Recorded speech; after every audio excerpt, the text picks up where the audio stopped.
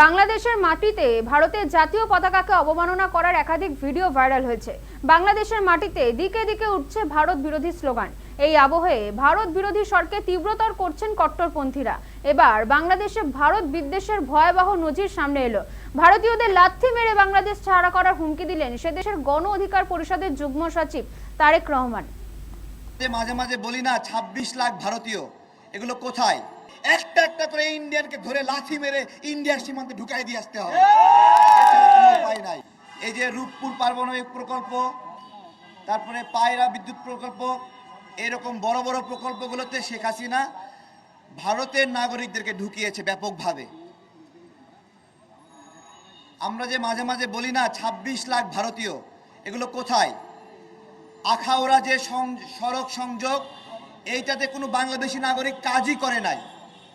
সমস্ত কর্মী নিয়ে আসা হয়েছে ভারত থেকে, এবং শেখ হাসিনা যেদিন পালায় যায় এই সকল ভারতীয়রা কি যেন অজানা কারণে এরাও পালায় যায়। আমার প্রশ্ন হলো, শেখ হাসিনা যেদিন পালায় গেল সেদিন ভারতীয় কর্মী এবং ভারতীয় শ্রমিকরা কেন পালায় গেল? সম্পর্কটা কি? গতদিন স্বরাষ্ট্র দপ্তর থেকে বলা হয়েছে 10 লাখ বিদেশি বাংলাদেশে অবৈধভাবে কাজ করে। এটা কি আমেরিকানরা অবৈধভাবে কাজ করে? রাশিয়ানরা কাজ করে?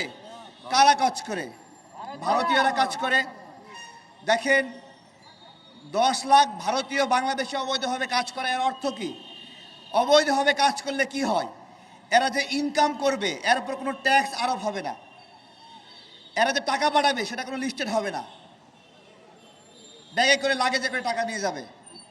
এটা যে বাংলাদেশকে কতটুকু ভিতর থেকে খেয়ে ফেলে তা আমি বোঝাতে পারবো না। কেন ভারতীয়রা দ্বিগুণ দাম দিয়ে এখানে জমি কিনছে? আমরা যারা তাদের কাছে দ্বিগুণ দাম পেয়ে লোভে বিক্রি করছি, নিজের মাতৃভূমিকে কতটা বিপদে ফেলছি আমরা কি খেয়াল করেছি? সেই বিমানবন্দরে অনেকগুলো বিমান লুকায়ে রাখা যেত, এত বড় বিমানবন্দর। বিমানের জন্য বাংকার না কি বলে, এটা ব্রিটিশ পিরিয়ডে হয়েছিল।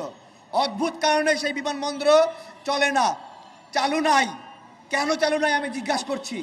এবং এই বিমানবন্দর যেন কোনোদিন চালু না হয় সেই জন্য বিমানবন্দরের মাঝখানে একটা কলেজ স্কুল স্থাপন করা হয়েছে। আজীবনের জন্য মৃত ঘোষণা করা হয়েছে বিমানবন্দরকে। আমার প্রশ্ন হলো, তদন্ত করতে হবে এইটাও ভারতের সেই আগ্রাসনের ষড়যন্ত্রের শিকার কিনা। শুধু তাই না, কুমিল্লা বিমানবন্দর, এই বিমানবন্দরের মাঝখানে কুমিল্লা ইপিজেড করা হয়েছে। যেই বিমানবন্দর ভারতের সীমানার কাছাকাছি সেই বিমানবন্দরগুলো বন্ধ করে দেওয়া হয়েছে। তাহলে এটা দেশ বাংলাদেশ নাকি ভারতের একটা অঙ্গরাজ্য? আমি জিজ্ঞাসা করছি যে ভারতের স্বার্থের কারণে আমার বিমানবন্দরগুলো বন্ধ রাখতে হবে।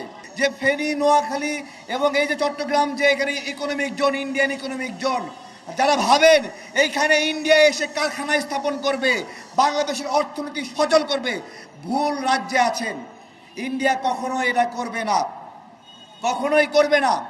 বরঞ্চ এই অঞ্চলটাকে তাদের নিয়ন্ত্রণের একটা জায়গা বানিয়ে ফেলেছে। শেখ হাসিনা রাস্তা দেওয়ার বদলে পুরা জমি, মাঠ সহ সবকিছু দিয়ে দিয়েছে এখানে। ক্লাসরুম, আমাদেরকে ওই অর্থনৈতিক অঞ্চলে যেতে হবে, একটা একটা করে ইন্ডিয়ানকে ধরে লাথি মেরে ইন্ডিয়ার সীমান্তে ঢুকাই দিয়ে আসতে হবে, উপায় নাই।